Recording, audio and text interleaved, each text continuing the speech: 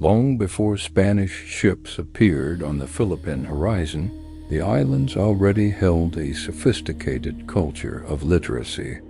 Among its treasures was Baybayin, a script used by ancient Filipinos to record their language. Derived from the root word baybay, meaning to spell in Tagalog, this writing system was etched on palm leaves, bamboo, and even written on paper when available. Baybayin wasn't an isolated invention. It was part of a larger family of Southeast Asian scripts that originated from Indian Brahmic writing. Its curves weren't just ornamental. They carried syllables that mapped the spoken sounds of native languages. In a time when writing wasn't universal, even in Europe, many Filipinos could write using Baybayin, astonishing Spanish chroniclers who expected a land of illiterates. To the Spaniards, it was both a curiosity and a problem. Baybayin symbolized a native capability for self-expression, and thus autonomy, something colonial powers often tried to suppress. But how did this script come to be here? Baybayin was not an alphabet like what most of us use today. Instead, it was an abugida, a type of writing system in which each character represents a syllable rather than a single phoneme. A base character signified a consonant, followed by the vowel A, while small diacritical marks known as cudlet changed that vowel to E, I, or O, or removed it altogether in later adaptations. This structure connects Baybayin to a broader writing tradition stretching from India to Indonesia. Abugidas have long flourished in places like Java, Bali, and Thailand, all of which had trade, religious, and cultural contact with the Philippine archipelago. The very shape of Baybayin characters bears resemblance to scripts like Kawi and Javanese. This isn't coincidence. Trade routes crisscrossing the South China Sea and the Sulu-Celebes Sea carried goods, beliefs, and scripts.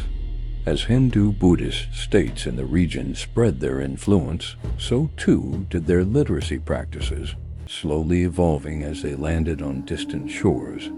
Yet the true origins of Baybayin remain fiercely debated.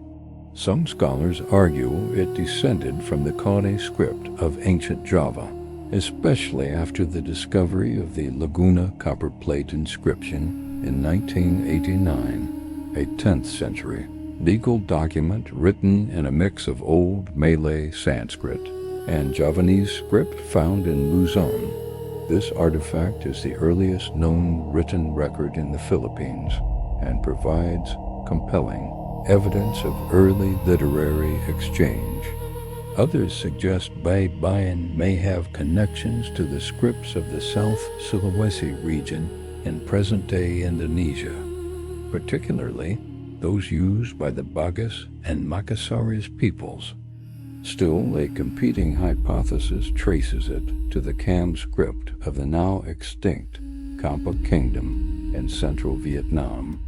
Each theory reflects different pathways of trade, migration, and cultural blending. Rather than one clean origin, Baybayin may have emerged from the intersection of multiple influences, a hybrid of scripts filtered through centuries of maritime interaction. It tells a story not of isolation, but of connection across Asia's vibrant seas. Understanding Baybayin's global roots reveals something deeper, that the Philippine archipelago was never a cultural backwater awaiting European enlightenment. Long before the Spanish arrived, Filipinos were already plugged into a rich web of transoceanic exchanges. Arab traders brought Islam and goods from the Middle East. Indianized states introduced new religious and literary traditions. Chinese merchants exchanged ceramics and silk for local products. Amidst this, Baybayin evolved not in a vacuum but as part of a multilingual, multicultural Southeast Asia. Scripts were tools of governance and belief, and their transmission mirrored the movement of ideas. As in other parts of the region, Filipino elites likely used writing for diplomacy, ritual, and record-keeping, even if most of it has disappeared. The tropical climate, the use of biodegradable writing materials, and centuries of colonial neglect erased much of this pre-Hispanic literary heritage. Yet Baybayin's survival in memory and practice points to the resilience of indigenous systems and the global story embedded within each stroke of the script. Baybayin's reach was more extensive than often assumed. Though commonly associated with Tagalog speakers in central Luzon, evidence shows that variants of the script appeared throughout the islands. In the Visayas, it was known as Badlit. Among the Ilocano, it was referred to as Kuritan. In Bicao, it was called Basahan. These scripts bore similarities to Baybayin, but also reflected linguistic diversity. Some historians argue that Visayan variants may have predated Tagalog ones, though direct proof is scant. Others suggest simultaneous development across different regions due to shared trade networks and mutual influences. What's clear is that literacy in native scripts was not the exclusive domain of one ethno-linguistic group. Rather, it was a broader cultural practice, albeit one that may have been limited to the nobility, priests, and merchants. The fragmentation of colonial archives makes it difficult to reconstruct this literacy landscape fully. Still, these regional variants reveal a decentralized but connected world of indigenous Philippine writing. The use of Baybayin wasn't limited to formal documents or religious texts. It was deeply embedded in the rhythms of daily life. People used it for love letters, charms, poetry, and perhaps even debt reminders. Spanish chroniclers were surprised to find a population that could read and write, even if informally. One friar noted that nearly all natives, especially those who can read, have their own books in their language and characters. However, he added that they often used it for no other purpose than to write one another slight messages. This colonial dismissal masks what was likely a lively written culture of personal and spiritual communication. Because most of these messages were penned on palm leaves or bamboo, they vanished over time. But the surviving references suggest a literate class that was, in some ways, more widespread than in parts of Europe during the same period. Baybayin was practical, intimate, and woven into the lives of a people whose history would soon be overwritten. The Spanish conquest of the 16th century brought not just soldiers and swords, but also a different way of seeing the world, one rooted in the Roman alphabet, Catholic doctrine, and the printing press. Baybayin's decline was swift. In 1593, the Doctrina Christiana, the first printed book in the Philippines, featured text in Baybayin, Spanish, and Latin. It was a transitional moment, a brief recognition of native literacy before it was replaced. The Latin script, easier to typeset and more aligned with European sounds and grammar, became the standard. Baybayin's lack of certain phonetic markers, like final consonants, posed challenges for transcribing Spanish prayers. Missionaries more concerned with religious conversion than cultural preservation saw little reason to adapt. Schools were established to teach in Latin-based scripts, first in Spanish and eventually in English under American rule. Over time, knowledge of Baybayin faded, surviving only in artifacts, scattered references, and the memory of communities who refused to forget. Colonial imposition of the Latin script wasn't a passive transition, it was a deliberate act of control. Language and writing are power, and by replacing Baybayin, colonizers disrupted the Filipinos' means of self-documentation and cultural transmission. The new scripts became essential for accessing education, law, and religion. Those who could not adapt were pushed to the margins. This mirrored a pattern seen across colonized territories globally, where native scripts were erased in favor of the colonizers' language and structure.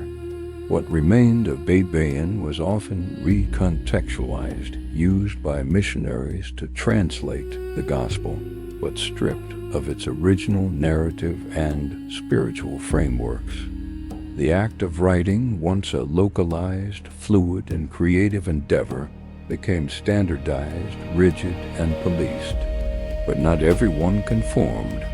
In remote regions and among certain families, the knowledge of Baybayin lingered quietly, passed down as a whisper against the roaring tide of colonial modernity. Its quiet persistence would later fuel movements of revival centuries after its suppression. Even as Baybayin faded from most of the archipelago, it lived on in surprising places.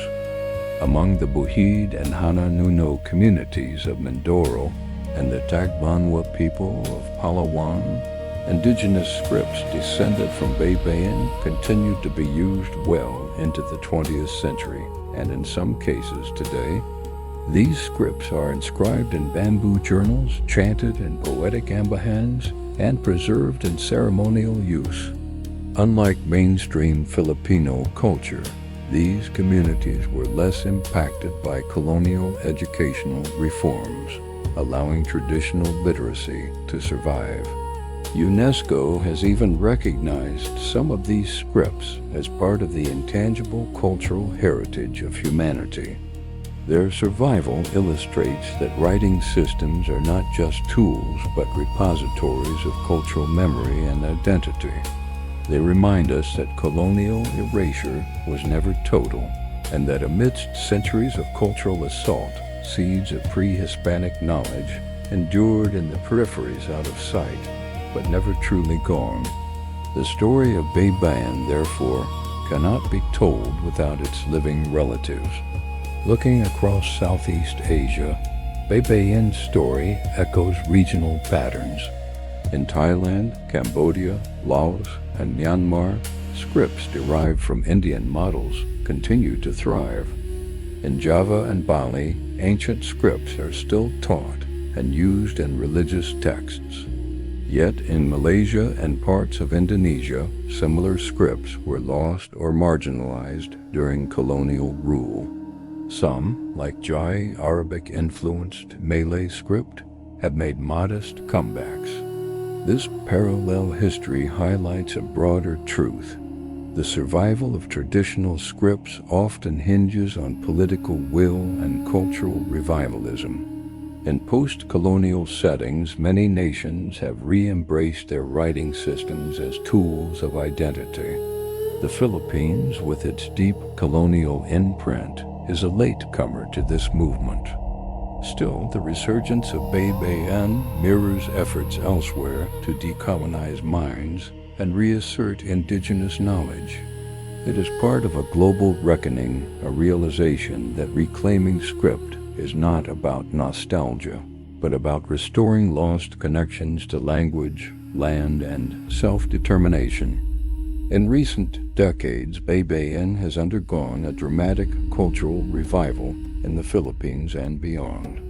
Young artists incorporate its graceful glyphs into tattoos, digital designs, and street murals.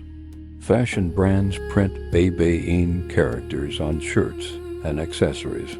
Social media influencers use it to spell their names, reclaiming a heritage once deemed obsolete. For many Filipinos, especially those in the diaspora, learning Baybayin is an act of resistance, a way to push back against centuries of erasure and reconnect with pre-colonial roots.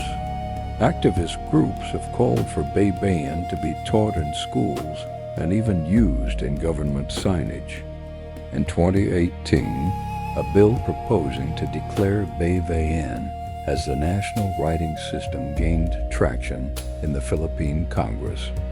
While it ultimately stalled, the public debate it sparked reflected a broader awakening. The movement is not just about letters, it's about identity, sovereignty, and the desire to inscribe Filipino history in a script born of the archipelago itself. This revival, however, brings new tensions. Critics caution against essentializing Baybayin as the singular native script, pointing out that many Filipino ethno-linguistic groups use different systems or none at all. There's also the risk of commodification, turning the script into mere aesthetic without honoring its historical and linguistic depth. In some cases, inaccurate stylizations of Baybayin proliferate online, used decoratively, without regard for the language rules they once followed. Scholars urge a careful approach, one that combines artistic enthusiasm with rigorous study. After all, Baybayin was never just about how it looked, but what it allowed people to express. That balance between celebration and scholarship is crucial if the script is to be more than a trend. Moreover, many argue that true revival means more than reusing the script. It means understanding the worldview, spirituality, and oral traditions that once accompanied it. Only then can Baybayin move from symbol to system, from artifact to living mode of expression. Research also suggests that reconnecting with Baybayin can have profound psychological effects. Among diaspora communities, especially in North America, learning the script has been shown to foster a sense of rootedness, cultural pride, and healing. In one study, Filipino Americans described feeling less invisible after encountering Baybayin in workshops and cultural events. For youth navigating the complexities of identity in multicultural societies, mastering a script erased by colonization becomes an act of empowerment. It transforms abstract heritage into something tangible, something they can read, write, and share. This isn't unique to Filipinos. Around the world, indigenous communities have reclaimed old scripts to resist marginalization and affirm their place in national narratives. From Cherokee syllabary revitalization in the U.S. to Tamil pride movements in South India, scripts often become emblems of survival. Baybayin, then, is more than a curiosity. It's part of a global story of how the act of writing can become an act of remembering. Yet for all the enthusiasm, much about Baybayin remains unknown or uncertain. Historians still debate how widespread literacy really was, who used the script regularly, and how it was taught. Was it the domain of an elite priestly class, or something common among merchants and villagers? Did women write Baybayin as freely as men? Were there regional variants that no longer survive? Because most of the original manuscripts were made from fragile materials like leaves and bamboo, almost nothing remains. What we know comes from a mix of Spanish commentaries, missionary texts, and a handful of surviving artifacts. Oral traditions may offer clues, but they too have been eroded by centuries of colonization. This ambiguity opens space for speculation and myth-making, some of which can inspire but also distort. Reclaiming Baybayin means not only reviving what is known, but grappling with what has been lost and recognizing that some questions may never have definitive answers. In this uncertainty lies both challenge and promise. The revival of Baybayin is not about returning to a frozen past, but about carrying forward a legacy of adaptation, exchange, and resilience. As digital fonts bring the script into mobile keyboards and AI tools help transcribe forgotten texts, a new generation is finding creative ways to breathe life into ancient syllables. Museums host workshops, schools hold contests, activists use it to brand social justice campaigns.